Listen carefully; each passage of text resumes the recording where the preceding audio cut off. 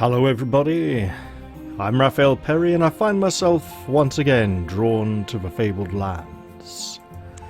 Now, what have we today? An eye for an eye, a dragon slayer, a broken backbone. So yes, scouting the maps and scarab amulet. Now, since we've been tasked with scouting the mountains to the north, and I have some blank parchment to attempt to make a map, I wouldn't mind giving that a try. However, there's more. Where are we? Now, about that scarab beetle for the quest. A swordsman, a mermaid, and a beetle walk into a wizard's lab. It's this achievement, isn't it? Mermaid. We've seen all the places around here which will buy the mermaid's hair and hair accessories. A swordsman. I'm not so sure. And this is probably the mountain achievement right there. Additionally,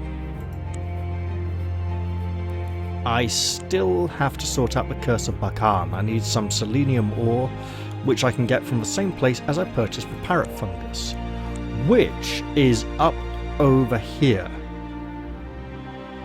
So I might as well head up this way towards the mountains, where I believe there's a few places along here where I can cross over.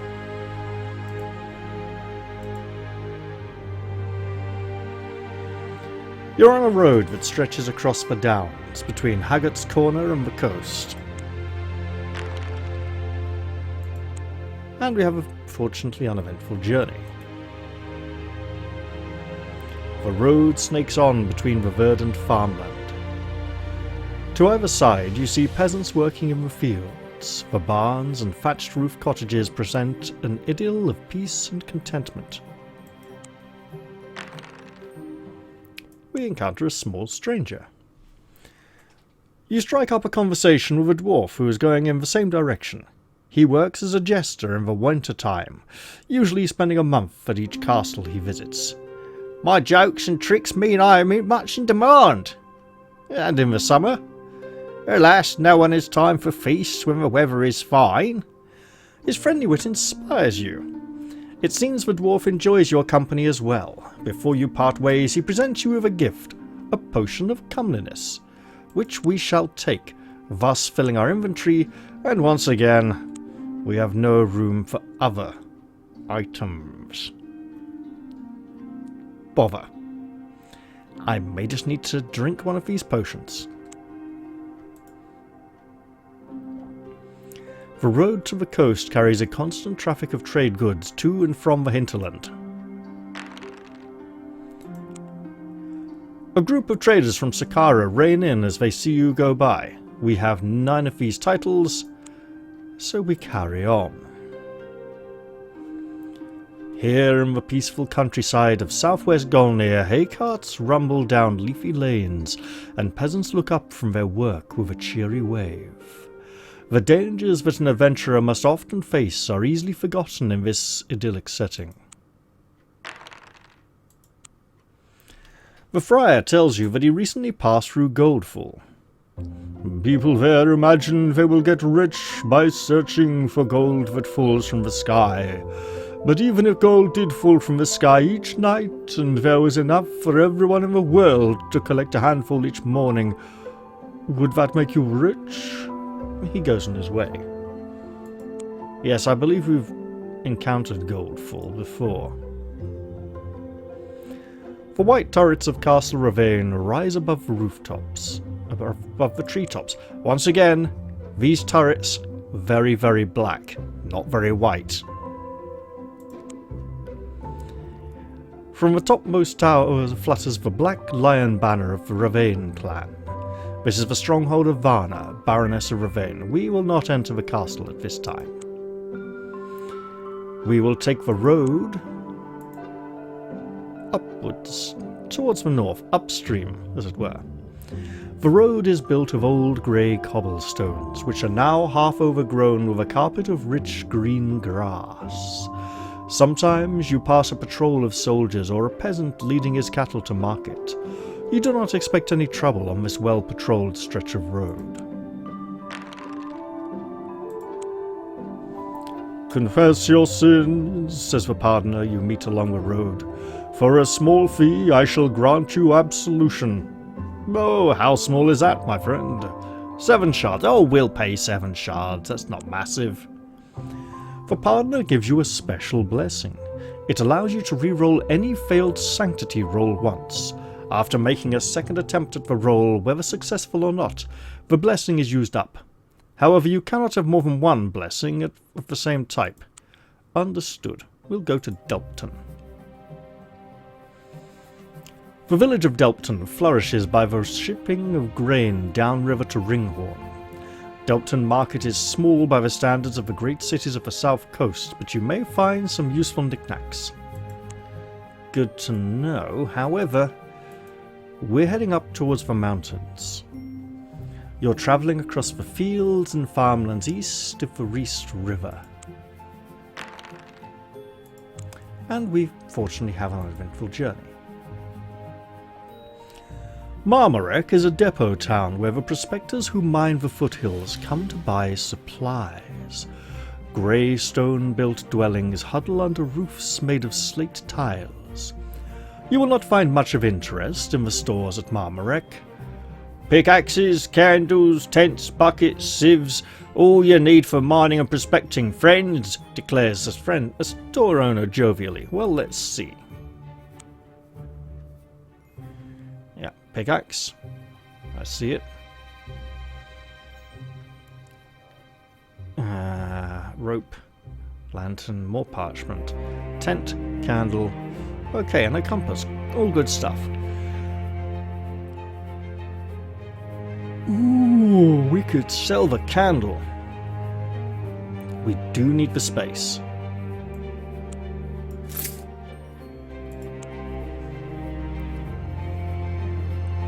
I believe we don't have a lantern at the moment. But we can travel north to the spine of Harkoon. Let's do that. It's where we were headed after the Tower of Despair. I'm staying away from there at the moment. High, jagged peaks tumble up to the verge of heaven. Legend has it that this mountain range is the exposed backbone of the slaughtered god Harkoon. As you clamber up the steep trail, you see a waterfall gushing from high above. Something metallic glitters in the rock face where the water issues out. Let's climb up for a closer look. A golden plaque is embedded in the rock face here. You clean away the grime with your finger, hoping to find an interesting message, but it seems to be gibberish. Vif mblif jo subjok pix sjwfs kvm soj. Hey, we got the vif and the sojo again. That J-O comes in a lot. Sjo ublf vif mfgv kubvi diptv vif hsfo diftv.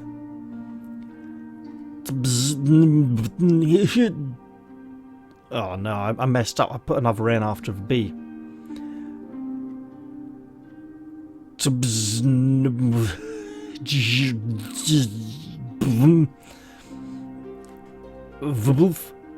There, we've seen that before. Vif.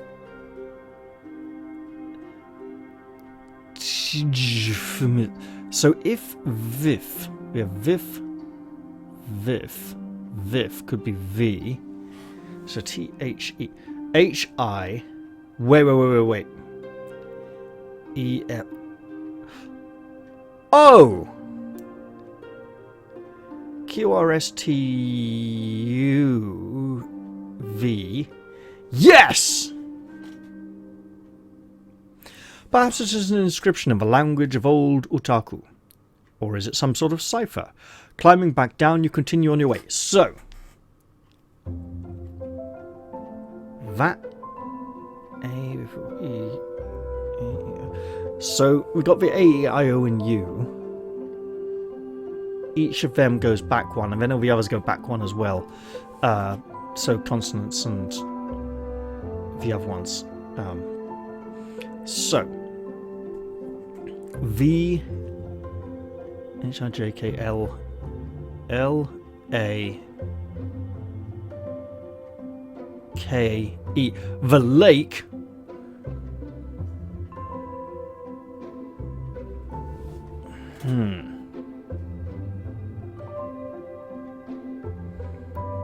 I mean, it makes sense if it's the lake of. That, wait. But it won't be, will it? H-I-J. So H. The lake. Ho. I-O. The lake. Here.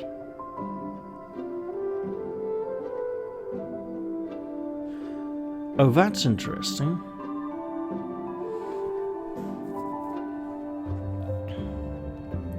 T.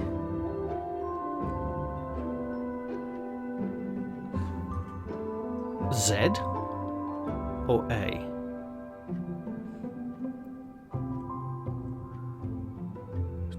Damn it.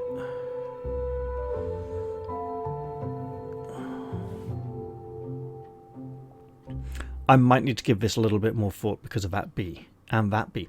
Ooh, wait. Just T, L, F. So, D, H, I, J, K, L, K, D. No, that's not quite working. Damn it. You're in the centre part of the limestone mountains, separating Golnir from the Great Steppes. I do not have a map of the mountains. No one has ever made a comprehensive map of these mountains. If you wish to attempt it, you will need to explore this region and the peaks extending off to the east. To do this, you must first possess a parchment. I do possess some parchment. Let's make that scouting roll. Oh, that is insanely high. I don't suppose I have any kind of blessing to do with scouting. No. Oh well. Failed by one. How unfortunate. While trying to chart the extent of a river gorge, you slip and fall, taking an injury of 4 stamina points. Luckily, you survive. Well, I suppose we'll have to come back and try again at some point. Maybe with something that'll help with scouting, but for now, let us go north. You find a goat track leading up through the mountains. Grasslands, an infinite sea of flat plains. You begin to dream of rolling hills and cities awash with people. Here there is only desolation. And nothing happens. That's great! You're deep in the western steppes and night is falling. To the west you see something glittering on the horizon, the Rime water. To the south, the mountains of the spine of Harkoon rise up. You're not far enough north for the cold to be a serious problem, but you still need to hunt for food. We fail. Oh dear. You fail to find anything to eat and go hungry. Now the River of Destiny is where we want to be. And we want to roll a 2 to 5. There may be a lot of going back and forth between here and the lake. To the west, the endless monotony of the undulating steppes is broken by the River of Destiny. Its half-frozen waters flow sluggishly to the Rime water. A caravan! How perfect! A brightly painted caravan pulled by horses rumbles into view. It pulls up and the caravaners... Should be caravanners, shouldn't it? I don't know. Maybe not actually, because muleteers... maybe caravaneers, open up and back to display their wares. They're travelling peddlers. And they have Selenium ore, which will cost me a mere 700 shards. Yeah, there's nothing meagre about that. You know what I should have done? I should have bought that healing potion first and drank it.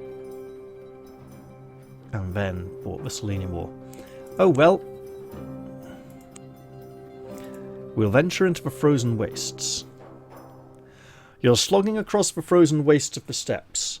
To the west you can just make out a river glinting on the horizon, and northwards a pyramid juts up, breaking the flat skyline. The shades of twilight are closing in at the end of the day. There's sadly no event. The sun is sucked below the horizon, casting its wan rays across the flat and desolate steppes.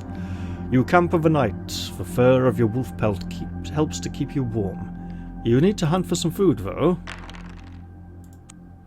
And we find another wild hare. These poor rabbits are going to be extinct. So we go to the Horde of the Thundering Skies could mean death. We'll go to the City of Ruins. You're travelling across the southern steppes. To the south, the spine of Harkoon marches across the sky. To the north, endless grasslands stretch away. You come to a desolate ruin. Its cyclopean outer walls, crumbling now, tell of a once great city. We shall not explore the ruins because we need the banner of the Shadar to get in. We'll go up to the strange gully. The steppes are vast indeed. Here, in the middle of nowhere, you feel a keen sense of isolation. A lone traveller in an abandoned land. But you notice a welcome change in the endless monotony of the plains. A depression in the earth a little way off. Well, it's a religious shrine, and we've no need to go there just yet. Into the northern plains then. Oh, and this could spell our doom. You're crossing the windswept northern steppes. It's bitterly cold. A storm gathers, plunging the day into gloom. A howling wind descends upon you, and the heavens open in a deluge of rain. Thunder and lightning shatter the sky. You cannot see more than a few feet in front of you, and there is nowhere to take shelter. Amid the fury of the storm, you fancy to hear voices calling. Or is it the wind? This feels like a magic or sanctity check. I'm not sure I should engage. I'm on a mission. Let's not. You do not hear the voices again. Eventually the storm subsides, leaving you soaked and half frozen. Before you can make camp for the night, you have to hunt for food. And we find something that was sheltering from the storm. You find a small flightless bird to eat. Another day dawns on the freezing steppes. The fur of your wolf pelt helps to keep you warm. And we cannot go to the nomad camp, because again, that can mean death. You're walking across the plains. A featureless expanse of seemingly endless grasslands. Well, hey, at least we got grass, right? It's not just a frozen tundra. You find a feeble old man sitting by the dirt track you are following. His eyes are almost sightless, and his hands quiver and shake with ague. So ague is, it's an ache. It's a tremble. It's like arthritis, essentially. As you near, he pushes out a basket in front of him, trying to sell you his wares. All he has for sale is an ancient scroll engraved with gold letters and strange glyphs. He wants 5 shards for it, and we have no space to carry it, so I will sadly decline. To the west, the great steppes stretch out from horizon to horizon, tough plains, grass marching on and forever across the flatlands. To the east, the Gemstone Hills mark the end of the steppes. You're not far enough north for the cold to be a serious problem, but you still need to hunt for food. You find a wild hare to eat. We shall go to the Gemstone Hills, where we will hopefully fail a magic roll. You're strolling through an area of low rolling hills, the Gemstone Hills. They are lush and green, covered in woods. It is strangely quiet. There are no birds singing in the trees, and you see no woodland animals. Oh well, we didn't find anything unusual. Off we go to Yarumura. Yarumura is a young city. Its buildings are finely constructed houses of wood and stone with pagoda-style roofs. The clan of the White Spear, exiles from the east, rule the city. 100 years ago, civil war raged in Akatsurai. The clan was forced to flee in its ships to the west. Unable to find refuge in Sakara, the clan founded Yarumura. The clan's fiercely loyal samurai warriors, easily suppressing the local nomad tribes. The current daimyo, the chief of the clan, is Lord Kumonosu. He dreams of the day he will return to Akatsurai as shogun of the empire. To leave Yarumura by sea or to buy and sell ships, visit the harbour master at the sea barrier. To buy or sell cargo, visit the silk market. Well, Yarumura's streets and plazas are cosmopolitan indeed, and they also have very cosmopolitan seating. A finely dressed samurai swagger and strut alongside nomad traders from the plains and merchants and mercenaries from Sakara and Golnir. This is a city where east meets west. Also like Birmingham. The clan of the White Spear, however, governs it with a rod of iron. Yarumura is in a perpetual state of readiness for war as the armies and fleets of Akatsurai constantly seek to seize the city for the Empire. That's great, I'm going to the Tower of Bakan. Actually like Birmingham or Bradford, but yeah. Let's not go there, eh? Bakan takes the oar and makes a Selenium wand for you. Afterwards, she bids you a fond farewell. Well, we are very grateful to have a Selenium wand. Now, this wand will replace our Amber wand, increasing our magic by a whole 3 points to an 8. I now have a Amber wand and a magic mandolin that I'm trying to get rid of.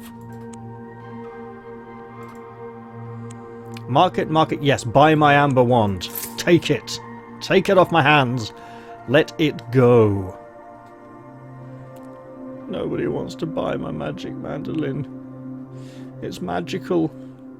Why don't they want it? Haven't they read the book, The Mystery of the Stolen Mandolin, or whatever it's called? Great children's story, by the way. Right, well, we've ended up with about as much space we need, but we're not going to need that fur for quite some time.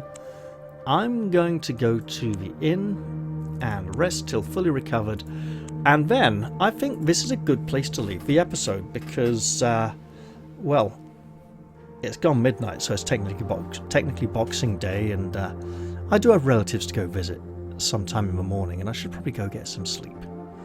Alright, thank you all for watching. I really hope you've enjoyed this video, and I'll look forward to seeing you all in the next one, whatever that may be. I'm going to say goodbye for now, though, and cheerio, everyone. Also, Happy Christmas. Enjoy it even if you don't worship. Have a nice time.